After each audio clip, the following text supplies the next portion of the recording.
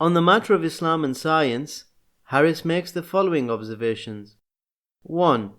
Although the Islamic civilization was more advanced than the Christian West, that was 1,000 years ago. Harris is far from being the only person to promote this idea, so I feel it deserves its own label. I'm calling it the Moribund Muslim Millennium Thesis. 2. Any science Muslims did do prior to their moribund millennium was done only to assist their religious practice. They did not utilize science to benefit humanity as a whole. This idea has also been out there for a while. The selective Saracen science theory, perhaps? 3. Science is a Western invention. And 4. In our time, small pockets of American real estate have contributed more science, besides other items of endearing value for mankind, than was produced during the entire moribund Muslim millennium. In other words, what the West did and does is best and better than what Muslims did and do.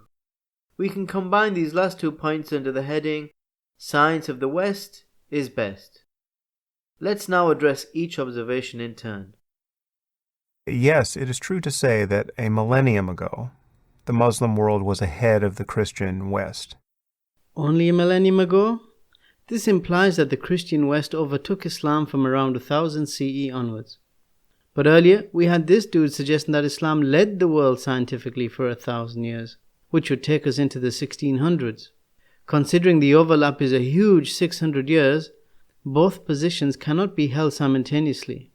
Did Ben Kingsley get all dressed up for nothing? Or is Harris the one peddling fiction? As was mentioned earlier, Harris is not the author of this theory. It may be that he acquired it from his friend and fellow atheism advocate, Neil deGrasse Tyson. 12th century kicks in, and then you get the influence of this scholar, Al-Ghazali, all right? And so out of his work, you get the philosophy that mathematics is the work of the devil. And nothing good can come of that philosophy.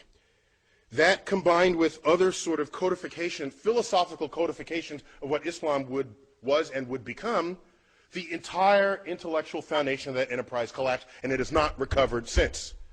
Over that period, all these books were translated into Arabic on a scale not seen since then.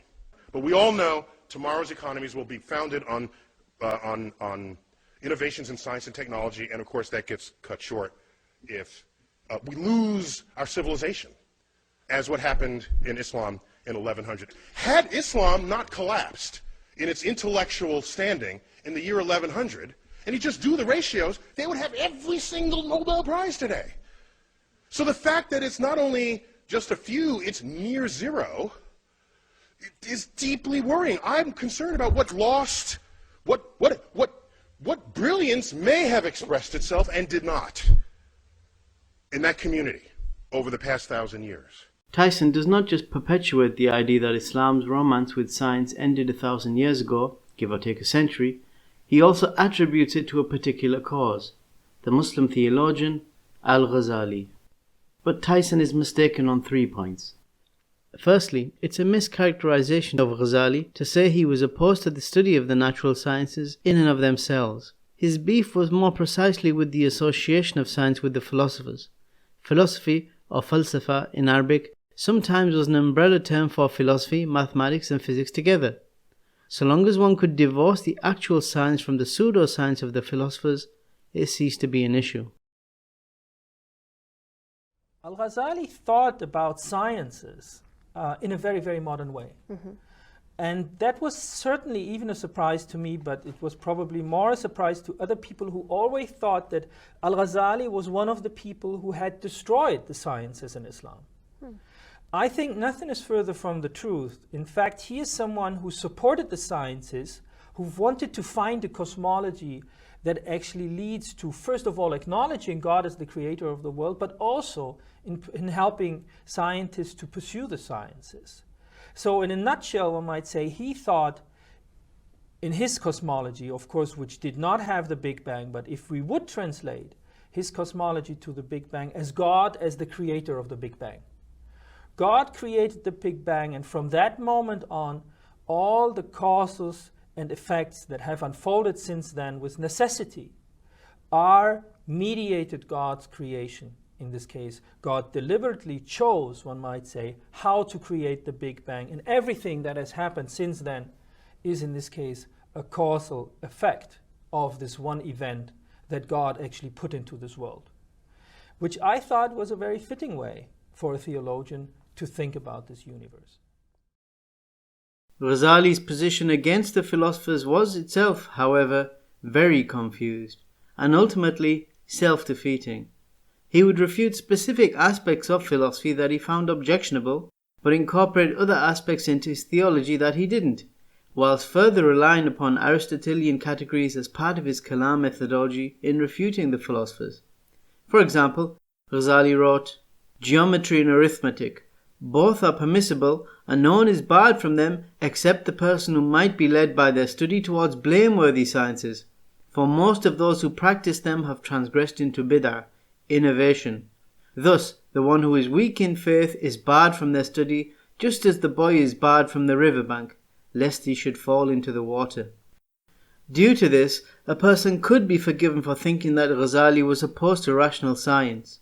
He confused mathematics, of which geometry and arithmetic are branches, with the blameworthy pseudosciences. Ghazali excommunicated philosophers such as Kindi, Farabi, and Avicenna, Ibn Sina, due to their wholesale adopting Greek philosophy and giving it an authority above revelation. But it was not mathematics which corrupted and nullified the Iman of the philosophers. It was pagan metaphysics, or theophilosophy as I call it, aspects of which Ghazali himself adopted and advocated, like Ash'aris do in general. In other words, Ghazali failed to distinguish the physics from the metaphysics. He recognized the disease and its symptoms, but gave the wrong prognosis and allowed himself to get infected. This is why Ghazali's own protege, Abu Bakr ibn al-Arabi, said about his teacher, "Our Sheikh Abu Hamid swallowed the philosophers and then wanted to vomit them out, but he couldn't." Or as the Andalusian scholar Abu Bakr al-Tartushi warned, "The one who seeks to aid the deen of Islam with the opinions of the philosophers and the views of the people of Greek logic is like the one who washes clothing with urine." This paradox, adopting the beliefs of those whom he was trying to refute, Ghazali manifested throughout his life, including in his other great venture, Sufism. After suffering a crisis of faith, Ghazali became something of a recluse. His religious convictions wavering, he wandered off into the wilderness to find himself. It was during his sojourn from scholarship that Ghazali deep dived into pantheistic Sufism, aimlessly adopting some of the very occult beliefs and practices of the Batini Shiites he had been previously refuting. Sufism, so-called Islamic mysticism, has its main pedigree in Gnosticism. The Gnostics were an offshoot from Christianity whose beliefs were a synthesis of Greco-Roman pantheism with an esoteric path towards knowing, or gnosis in Greek. Knowing what exactly? Knowing that God and the world are one. Astaghfirullah. Subhanallah amma yushrikun. Glory be to Allah. High is He above what they ascribe to Him. The main difference between the Gnostic and Trinitarian conceptions of the divine is that the Trinity restricts a belief of God's incarnation within the material world to the person of Jesus Christ, i.e., God made flesh. Astaghfirullah. Whilst Gnosticism holds to an unrestricted, universe-wide incarnation of the divine. Extreme Sufis, and by that I mean pantheistic Sufis, not merely aesthetics, likewise believe in Wahdat al-Wujud, the so-called oneness of Allah with His creation. This is how Sufis understand and explain Tawheed. To them, La ilaha illallah, there is no deity except Allah, means there is no existence except Allah, or all that exists is Allah. Wastaghfirullah. God is everything. This is one of the basic experiences, not just of Sufism, but the core of every mystical path, is the oneness. Everything is God. There is nothing other than God. Subhanahu wa ta'ala amma yaquluna 'uluwan kabira. Glory be to Him, and exalted be He in high exaltation above what they say. The other main influence in the development of extreme Sufism was the Ismaili branch of extreme Shiaism, which had become widespread in the 11th century. One of the Ismailis' core tenets is esotericism, taking a secret, hidden or inner path towards divine truth. This is why they were also known as the Batiniya, al-Batin being one of the names of Allah, meaning the hidden one. And like the Gnostics and the Batiniya before them, extreme Sufis believe that only through esotericism can a select few achieve and reach an experiential knowledge of the divine, to the extent that Allah's alleged hulul, His indwelling or incarnation in the slave, manifests itself. Wastaghfirullah. This pantheism found its way into Ghazali's post-walkabout writings, including through his promotion of Sufi heretics, such as Sahel bin Abdullah at-Tustari, who said, when asked about the secret of the soul is the secret of Allah. That secret has been manifested to none except Pharaoh, because he said, Ana Rabbukumul A'la, I am your Lord, Most High. The blasphemy here should not require any commentary. سبحان ربك رب العزة عما يصفون. Glorified be your Lord, the Lord of honor and power, above what they attribute to him. Thus, Ghazali's final theology represented an amalgamation of Batini pantheistic Sufism with Ash'arism, which, if we recall, was formulated by Imam al-Ash'ari before his return to traditionalism, and as a reaction to the theophilosophy of the Mu'tazilites, whose creed was itself the distillate of Islam passed through the filter of Aristotelian metaphysics, all of which is far removed from the monotheism of the Messenger Muhammad sallallahu alaihi wasallam. Now, if Tyson wants to accuse Ghazali of opposing intellectual and scientific pursuit more exactly, this quote might suffice him. The Sufi master, Junaid, said, I recommend the beginner murid, the Sufi disciple, not to preoccupy his heart with three, otherwise his status will change: seeking provision, seeking knowledge of the hadith, and marriage. And he said, I prefer the Sufi not to read or write, because it is safer and sound for his intention and practice. Ironically, the passage where these words appear begins by stressing the virtue of marriage and how it is part of the religion, and how for some it can even be compulsory. Yet the passage ends with the above.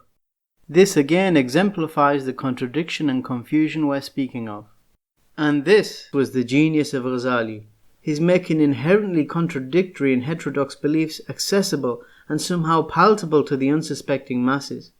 This he achieved largely through his most famous tome, Ihya Ulumuddin, the revival of the sciences of the religion.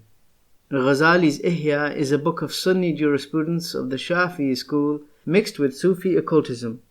Quranic verses are interspersed with fantastical fables of holy men and an unacceptable number of weak and fabricated hadith.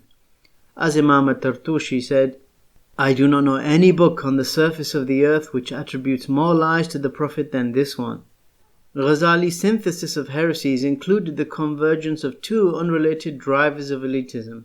The first, that of the Ash'ari advocacy of Kalam for those select few possessing the requisite scholastic and intellectual fortitude. The second, the Sufi's quest for an experiential state of gnosis through union with God, a station so exclusive that only Pharaoh sussed it, allegedly. The question is, did Ghazali return to Sunni orthodoxy before his death, like so many others from the people of Kalam, including, as we saw, Ghazali's own teacher, Imam al-Juwayni, who wept with regret for having wasted his years in Kalam, or Imam al-Ash'ari, who hoped to be counted in the ranks of Ahlul Sunnah behind Imam Ahmad? It may come as a surprise to many in today's age of pick-and-mix aqidah, but in pre-modern times, no Sunni theologian could claim legitimacy except that they ascribe to the madhab, the school of the Salaf as-Salih, the pious predecessors, meaning the first three generations of Muslims who were praised in the revelation, even if that ascription did not go beyond mere lip service. And Ghazali was no different. And he says, but knowledge of the akhirah, the afterlife, this is the path of the Salaf as-Salih. You know, people talk about the Salafiyah. This whole book is to get back to the Salafiyah. This is the manual to get back to the way of the Salaf. That's what he's saying. He's saying the way of the Salaf is gone. They're right. The people that say people aren't following the Salaf anymore. This is exactly Imam Al-Ghazali's argument. But he's saying what you think is what is the Salaf is not what is the Salaf. What you think is knowledge is not knowledge. In his final work, less than a fortnight before his passing, Ghazali wrote a medium-sized book of only 3 chapters. The first chapter is entitled The Creed of the Salaf regarding the reports concerning Allah's attributes, the first sentence of which reads, "Know that the unequivocal truth over which there is no dispute between the people of insight is found in the madhab, the school of the Salaf," meaning the madhab of the companions and the successors. The second chapter is entitled Establishing the Comprehensive Proof that Truth is the madhab of the Salaf, and that whoever opposes them is an innovator. Based on this, some have taken this final work of Ghazali's as evidence of his recanting from his past pursuit of Kalam, his Ash'ari Aqidah, and his Sufism, as these matters were all innovated into the religion after the passing of the companions, and were opposed by those of the Salaf who witnessed their beginnings.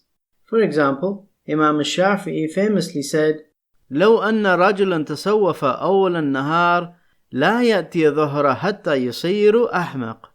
If a person practices Sufism in the morning, he does not return at noon except an idiot. And he said, ما لزم أحد صوفية 40 يوما فعاد عقله إليه أبدا. No one who remained a Sufi for 40 days ever had his brain returned to him. However, followers of Ghazali dispute that his final book indicates that he turned his back on Kalam, and I am inclined to agree with them. Although the book is devoid of any mention of Sufism, Ghazali does encourage the reader to consult Ihya, which does. Furthermore, the clue is in the title of the book, Iljam al-Awam an Ilm al-Kalam, which means restraining the laity from speculative theology. In other words, he was only discouraging the common people from indulging in Kalam, not the elite, the capable of the scholars and jurists themselves. Here, Ghazali was remaining consistent to Ash'ari exclusionism. The ever-insightful Imam al-Albani was asked, هل رجع أبو حامد الغزالي إلى منهج السلف وما مدى صحة هذا؟ لا مع الأسف، لكنه خطأ خطوات بطيئة جدا وقليلة نحو ذلك، وعسى الله عز وجل أن يكون تاب عنه وعن أمثاله من أهل العلم. نعم. All of which shows that if one wanted to evidence Ghazali's encouraging the pursuit of maths and science and of acquiring Islam from the Quran and the Sunnah in the way of the Salaf, they could find all that in his works. And if one wanted to find Ghazali discouraging all of the above, that could also be evidence from the same works. So on this specific point, we can maybe give Tyson a pass. However, there is a stronger second counter to Tyson's argument. Even if in his confused efforts to refute philosophers, Ghazali somehow managed to dissuade his followers from the rational sciences and mathematics, to suggest that one man could be responsible for the supposed collapse of scientific investigation and technological innovation across disparate and rival Muslim empires spanning 3 continents is incredible, as in, not credible. Firstly, Ghazali and Islam would not have become nearly as widespread as it did were it not for the infrastructure of the Seljuk state, in the form of the Nizamiya Madrasa system that was at the Imam's disposal.